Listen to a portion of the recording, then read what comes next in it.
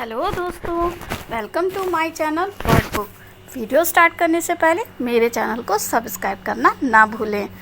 दोस्तों, क्या कभी किसी ने आपको कुछ बुरा बोला है या बेवजह आपको निंदा की है? ऐसे में आपने उस व्यक्ति को क्या रिस्पॉन्स दिया? क्या आपने भी उसे उल्टा जवाब दिया या खरी खोटी सुना दी? लेकिन उसके बाद आपका मूड सारे दिन खराब हो गया होगा या रात को भी ठीक से नींद नहीं आई होगी। हम में से ज़्यादातर लोगों के साथ ऐसा ही होता है। हम ऐसा बर्ताव इसलिए करते हैं क्योंकि दूसरे आदमी की गलत बात से हमारी ईगो हर्ट हो जाती है और हम दूसरे आदमी को उल्टा जवाब देते हैं ताकि वो भी हर्ट फील करे। लेकिन कुछ लोगों को आपने देखा होगा, किसी के बुरा बोलने के बाद भी ज़्यादा रिएक्ट नहीं करते, बल्कि स्माइल करके पहले की तरह अपना काम करते रहते हैं। कुछ लोग तो डरपोक होने की वजह से ऐसा करते हैं, लेकिन कुछ लोग अपनी ईगो को कंट्रोल करना सीख जाते हैं और वो निगेटिव लोगों की बातों से जरा भी प्रभावित नहीं होते। ऐसे में उनका मूड ठीक रहता है और फालतू लोगों के चक्कर में अपनी एनर्जी वेस्ट नहीं करते। तो दोस्तों, आज हम बात करेंगे रेयान हॉलिडे लेखक के द्वारा लिखित पुस्तक ईगो इज़ द एनिमी, जिसे पढ़कर हम सीख सकते हैं कि फालतू की ईगो पालना बेकार है। इससे हमें ही नुकसान होता है और हम अपने गोल को पाने से भी चूक सकते हैं। कितना अच्छा होगा अगर हम अपनी ईगो को कंट्रोल करना सीख जाएं, ताकि हम कभी हर्ट ही फील ना करें। तो इसलिए जानते हैं इस बुक की समरी को। अध्याय 1, 3 प्लेसेस ऑफ ईगो। इंसान जीवन में हमेशा 3 चीज़ें करता ही रहता है। पहला, एस्पायर यानी कोशिश। हम हमेशा कुछ न कुछ पाने की कोशिश करते हैं। ऐसा हम अपनी ईगो को सेटिस्फाई करने के लिए करते हैं। दूसरा है सक्सेस अर्थात सफलता। कुछ कामों में हमें सफलता मिल जाती है, हम में से कई बार ईगो ये आ जाती है। तीसरा, फेलर यानी असफलता। कुछ कामों में हमें असफलता मिल जाती है, इससे हमारी ईगो हर्ट हो जाती है। हम जो भी कोई गोल पाने की कोशिश करते हैं तो उसके पीछे हमारी ईगो का ही रोल होता है। हम चाहते हैं कि हमारा स्टेटस दूसरों से आगे ही रहे। अगर हम सफल हो जाते हैं और विनम्र ना रहें तो हमारे अंदर ईगो आ जाती है, लेकिन इससे समाज में हमारी इमेज बहुत ख़राब हो जाती है। जैसे गुस्सा और खुशी चेहरे पर दिख जाती है, ऐसे ही ईगो का भी आदमी के व्यवहार से पता चल जाता है।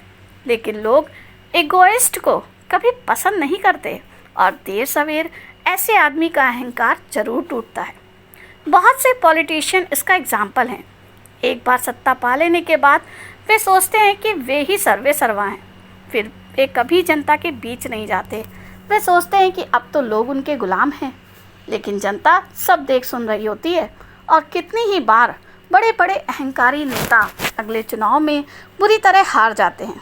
कितना अच्छा हो अगर ऐसे नेता विनम्र रहें और सबके साथ अच्छा व्यवहार करें। इससे लोग बार बार उन्हें ही वोट देंगे। इसलिए सफलता मिलने पर अहंकार नहीं करना चाहिए। ऐसे ही जब हम असफल हो जाते हैं तो हमारी ईगो को ठेस लगती है। हम सोचते हैं कि हम तो बहुत बड़े वीआईपी हैं और असफलता को अपनी ईगो पर ले लेते हैं। जब कोई असफल हो जाता है तो इसे अपनी बेइज्जती समझता है। वह सोचता है कि सब लोग उसका मजाक उड़ा रहे हैं। लेकिन दोस्तों, ऐसा नहीं होता। इंसान तो इस ब्रह्मांड में केवल एक तिनका है। कल ही कोई तूफान या भूकंप आ जाए या कोई महामारी फैल जाए तो सारी मानव जाति पल भर में ही गायब हो जाएगी। ये सब चीज़ें ना राजा को बख्शेंगी ना रंक को। इनके लिए ना जीत मायने रखती है ना हार। सिकंदर ने 25 साल में ही आधी दुनिया जीत ली थी, लेकिन जब यहाँ से गया तो दोनों हाथ खाली थे। इसलिए खुद को ज़्यादा इम्पोर्टेंस देना बेकार है। हमारी हार भी यहीं रह जाएगी और जीत भी। कभी ये भी ना सोचें कि सब लोग हमें ही देख रहे हैं। सच बताऊं तो किसी के पास आपके लिए इतना समय नहीं है। सबके अपने दुखड़े हैं, सब अपने कामों में बिजी हैं। कोई कुछ बोलेगा तो भी सिर्फ 2 मिनट के लिए, फिर सब कुछ भूल भाल कर किसी और काम में लग जाएगा। टीवी की न्यूज़ को ही देख लीजिए। किसी सेलिब्रिटी की न्यूज़ आती है, 2-4 दिन बहुत हल्ला होता है, लेकिन फिर जब किसी दूसरे की न्यूज़ आ जाती है तो लोग पहले वाले को भूल जाते हैं। ऐसा ही हमारे साथ होता है। इसलिए ये ना सोचे कि लोग हर वक्त आपके ही बारे में सोचते हैं। लोगों को अपने ही कामों से फुर्सत नहीं होती, इसलिए सक्सेस या फेलर में ईगो पर बात ही ना लाएं।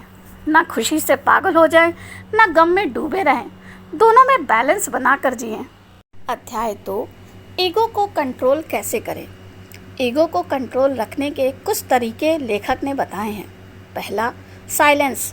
अगर कोई आपको क्रिटिसाइज करे तो भी आप शांत रहकर सिर्फ अपना काम करें, उससे आर्ग्यूमेंट ना करें।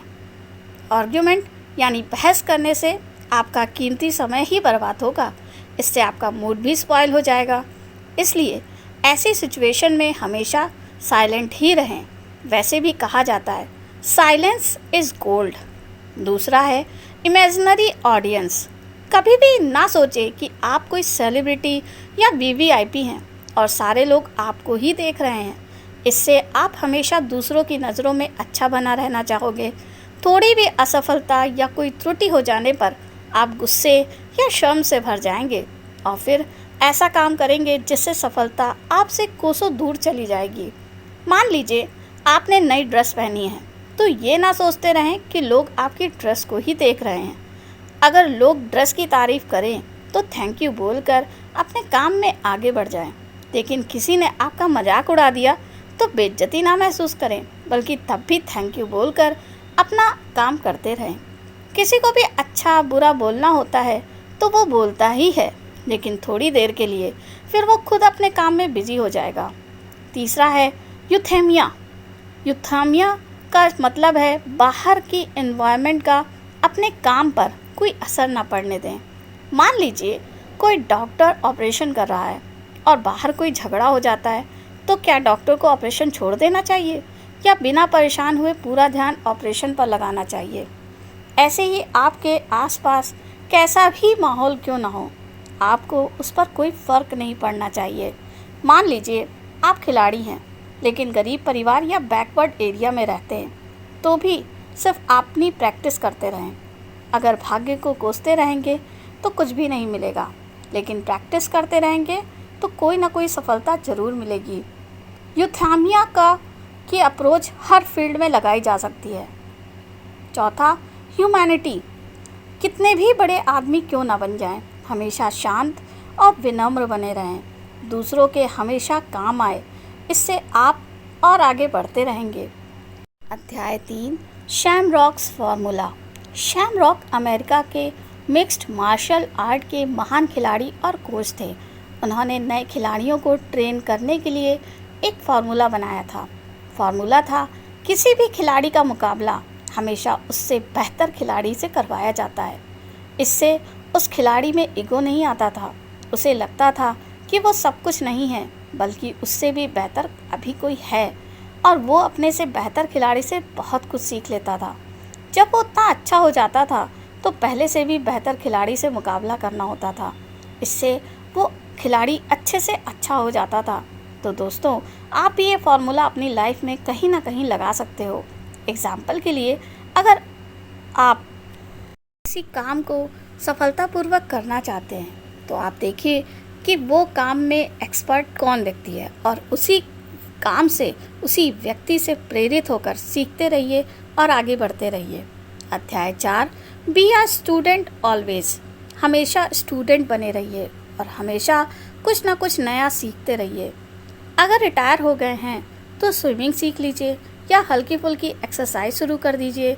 जॉब लग गई है तो साथ साथ नया बिजनेस करिए, ब्लॉगिंग सीख लीजिए, सोशल मीडिया पर उसे प्रमोट करना सीखिए, यूट्यूब बनाना सीखिए, या और भी कई सारे अदर इनकम है सोर्स के, उसमें अपना वक्त लगाइए। सीखने के लिए सबसे ज़रूरी चीज़ होती है पैशन।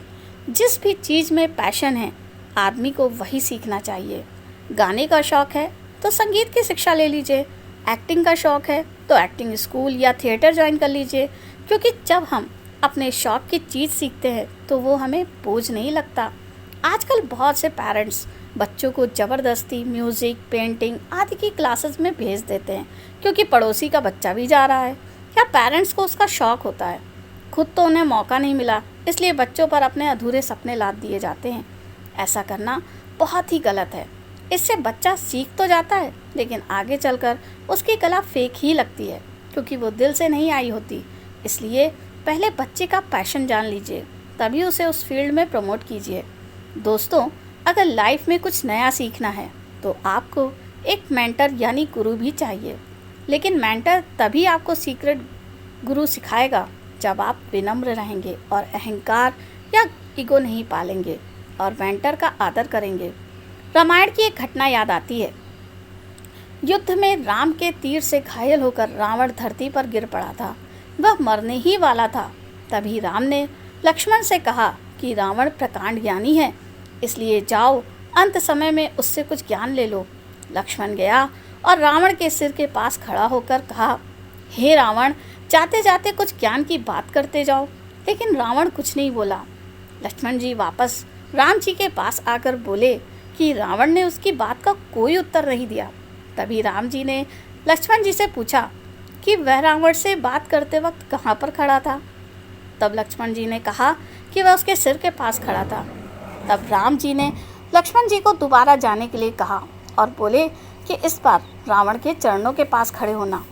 लक्ष्मण जी को ये बात समझ आ गई। वह फिर से जाकर रावण के चरणों के पास बैठ गया और उसे प्रणाम करके विनम्रता से ज्ञान की याचना की। इस बार रावण ने लक्ष्मण को एक दोहे के रूप में ज्ञान की बात बताई। काल करे सो आज करे सो अब, पल में प्रलय होएगी, बहुरी करेगा कब। इसलिए दोस्तों, किसी से भी कुछ सीखना या ज्ञान लेना हो तो विनम्र होकर आदर सहित रिक्वेस्ट करें। घमंडी व्यक्ति को कभी ज्ञान नहीं मिलता। अध्याय 5, कीप योर आइडेंटिटी स्मॉल। दोस्तों, हमेशा अपनी आइडेंटिटी को छोटा रखो। इसका मतलब है काम तो बड़े बड़े करो, लेकिन कभी भी उनका बढ़ा चढ़ाकर बखान मत करो। ऐसा करोगे तो लोग दिल से इज्जत नहीं करेंगे, सिर्फ अपना उल्लू सीधा करने के लिए आपकी इज्जत का नाटक करेंगे। लेकिन अगर हम्बल रहोगे तो लोग अपने आप ही आपको सम्मान देंगे। कभी भी अपने धन से धोखा मत खाओ, चाहे कितने भी अमीर क्यों ना हो जाओ। अपने पैर ज़मीन पर ही रखो, क्योंकि अगर अहंकार आ गया तो फिर नाश भी आ जाता है। Steve job, Bill Gates, Henry Ford आदि इतने धनवान थे, फिर भी वे हमेशा विनम्र रहे। इससे उनका बिजनेस और भी बढ़ता गया। आपने कभी भी इनको अपने प्रोडक्ट्स की बढ़ा चढ़ाकर एडवर्टाइजमेंट करते नहीं देखा होगा। इसलिए दोस्तों, हमेशा याद रखें, think pink but act small, अर्थात बड़ा सोचे पर रहे विनम्र। अध्याय 6, अलाइव टाइम, डेड टाइम। हमारी ज़िंदगी में दो तरह का समय होता है, अलाइव और डेड। जब हम कुछ नया सीख रहे होते हैं या स्ट्रगल कर रहे होते हैं तो उसे ही अलाइव टाइम कहते हैं। लेकिन जब हम सिर्फ रोज़मर्रा के काम करते हैं और कुछ नया करने की कोशिश नहीं करते तो वो डेड टाइम होता है। तो दोस्तों, आप कैसा टाइम बिता रहे हैं, डेड या अलाइव? कुछ नया कर रहे हैं या हर दिन एक जैसा ही बिता रहे हैं? बहुत से लोग कुछ भी नया करने से डरते हैं। जैसे कुछ लोग कहीं भी घूमने फिरने नहीं जाते, या तो वे डरते हैं या एक भी पैसा खर्च नहीं करना चाहते। अगर आपके पास जॉब है तो कुछ बजट यात्राओं के लिए ज़रूर होना चाहिए। विदेश नहीं जा सकते तो भारत के हर स्टेट की फेमस जगह पर तो जा ही सकते हैं। ऐसे ही लोग अपना YouTube चैनल स्टार्ट करने के सपने देखते रहते हैं और उसके बारे में सोचते रहते हैं, लेकिन शुरू नहीं करते। शुरू करते हैं तो डेली काम नहीं करते। अगर आपको लाइफ जिंदा दिली से सीखनी है तो हमेशा कुछ नया सीखते रहिए, फिर चाहे आपकी उम्र कितनी ही क्यों ना हो, या जो शौक़ आपने पहले पूरे नहीं कर पाए उन्हें अब पूरा कर लीजिए। कोई चाहे तो 60 साल की उम्र में स्विमिंग की भी सीख सकता है या गिटार क्लासेस भी ले सकता है। तो आप भी हमेशा कुछ नया सीखते या करते रहिए। अध्याय 7, डोंट स्टॉप फॉर क्लैप्स। दोस्तों, अगर कोई गेम जीत जाते हैं तो लोगों की तालियां सुनने के लिए ना रुकें। हाँ, उनका हम्बल तरीके से धन्यवाद करें और आगे बढ़ जाएं। इसका मतलब ये है कि तारीफ और वाहवाही की एक्सपेक्टेशंस कभी भी ना पालें। आपने कोई भी काम कितना भी अच्छा क्यों ना किया हो, ये ना सोचे कि अब लोग मेरा गुणगान करें, मुझे क्रेडिट दें या मेरी तारीफ करें। जब आप इन चीज़ों से दूर रहना सीख जाएंगे तो अंदर से स्ट्रांग बन जाएंगे। आप में कभी भी ईगो नहीं आएगी, आप विनम्र रहेंगे और कोई भी आपकी चापलूसी करके आपका गलत इस्तेमाल नहीं कर पाएगा। बहुत से लोग हमेशा चाहते हैं कि लोग उनकी तारीफ़ करते रहे और कितनी बार कुछ चापलूस उनकी झूठी तारीफ़ करते रहते हैं। इससे ऐसे लोग कभी भी अपनी कमियों को नहीं देख पाते। इस प्रकार आप इस बुक के माध्यम से अपने ईगो को समाप्त कर सकते हैं तथा सफलता के राह पर पहुंच सकते हैं। यदि आप इस बुक को पढ़ना चाहते हैं या ख़रीदना चाहते हैं तो इसका लिंक मेरे डिस्क्रिप्शन बॉक्स में है। ये वीडियो आपको कैसी लगी कमेंट करके मुझे ज़रूर बताएं। थैंक यू, धन्यवाद।